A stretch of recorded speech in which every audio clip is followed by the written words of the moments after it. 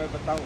हो गए। प्रिय भारतवासियों, बहुत ही स्वाभिमान के साथ कह रहा हूं, ये वही महात्मा जी हैं जिनके सामने मैंने कसम खाई थी जब वहां पर मृत लोगों की हुई थी और इस यमुना सफाई के लिए प्रार्थना किया था।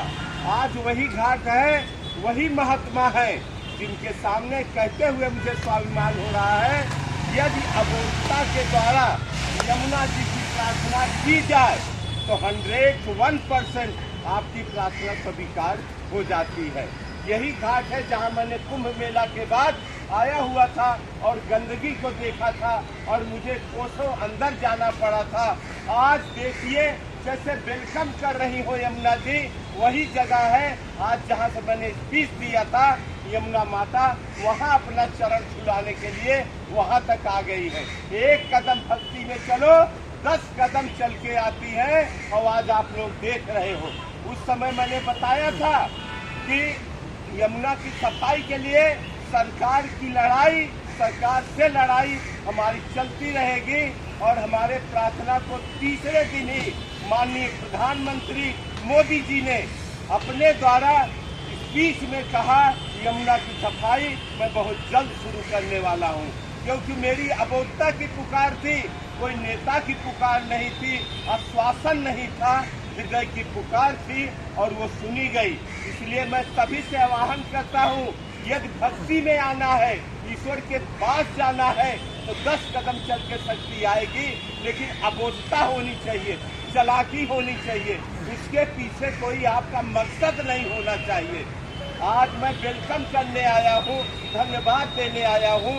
जिस प्रकार से एक गरीब बच्चे का, अबोध बच्चे का माँ बाप पीड़ित था और देवी के सामने बैठ के प्रार्थना किया कि हमारे माँ बाप की रक्षा कीजिए, हमारी माँ बाप को बचाइए, हमारे पास पैसा नहीं है। उस बच्चे को प्रार्थना सुनी गई और वो मेडिकल पर गया, जो कुछ उसके पास इकट्ठा था उसने कहा मुझे चमत्कार की दवा दे दो, क्योंकि लोगों ने, डॉक्टर ने कहा अब कोई चमत्कार होगा तभी तुम्हारे माँ बाप बच पाएंगे। वो थोड़े से पैसा को लेकर मेडिकल की दुकान पर जाती है और कहती मुझे चमत्कार का दवा दे दो, तो दवा वाला भी परेशान हो जाता है। चमत्कार की दवा कौन सी है महात्मा जी? चमत्कार रूपी दवा कौन सी है? लेकिन एक उसी में से समझ गया, परमात्मा ने उसको निमित्त बनाया, वो टिकिया निकाला, बोला ले जाओ यही चमत्कार का है।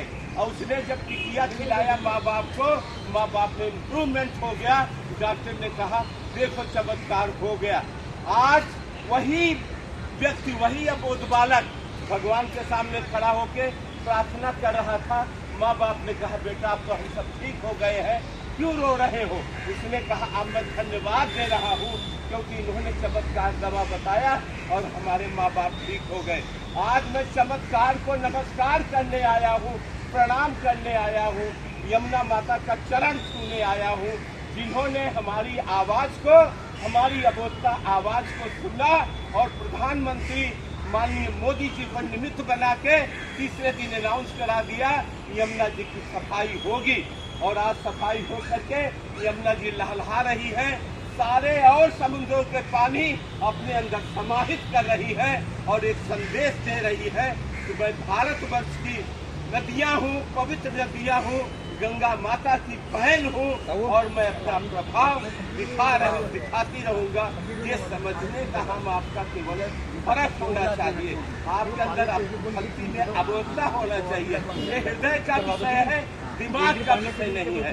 आप तीर्थ जाते हो, गया, जगन्नाथ, बद्री, और वहाँ पे दिमाग लेके जाते हो, ये देखेंगे वो देखेंगे।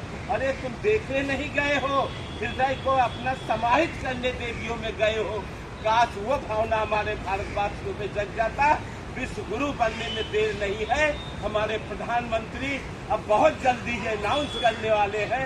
आज फिर यमुना माता के सामने प्रार्थना करने जा रहा हूँ, बहुत जल्दी इंटरनेशनल लीडर भारत बने, इंटरनेशनल भारत पूरे विश्व को लीड करे और यमुना माता इसका परोपकार, इसका निमित्त जिसे चाहे उसे बनाए, हमारे भारतवर्ष को विश्व गुरु बनाए। जय राष्ट्र, जय महाराष्ट्र, जय हिंदुस्तान, जय भारत की नदियां। धन्यवाद।